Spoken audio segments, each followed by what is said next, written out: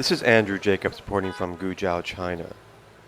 Last July, I began to follow the story of Li Shudong, a 25-year-old recent college graduate who was leaving his down-and-out hometown in northern China's Shanxi province and moving to Beijing to chase his dreams.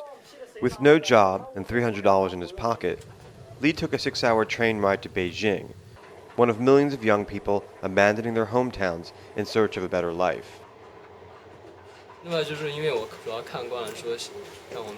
Frankly speaking, Shanxi is a pretty backwards place. Compared to Beijing, my hometown feels like it's stuck in the 50s or 60s. Sociologists have dubbed kids like Li the Ant Tribe.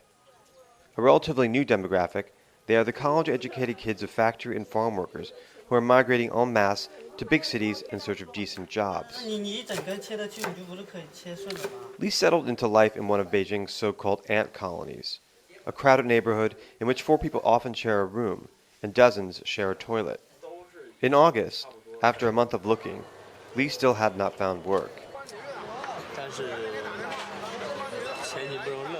I went to the job fair, but it's not promising. Nothing suits me. It's not that the companies were too small, it's just that they don't use people appropriately. Because there are a lot of these small companies in China, I feel like going to one of them is like being cheap labor. I don't feel good about it. And then by month 3, Li found a job as a salesman for an instant noodle company.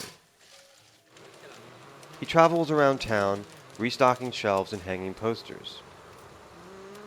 The work is exhausting, about 12 hours a day, 6 days a week. The pay is equivalent to what newly hired factory workers make, roughly $180 a month, although it is partly contingent on his meeting monthly sales quotas. 2 of Li's friends doing similar work found the pressure too much and quit to move back home. For now, Li is staying and still chasing his dreams.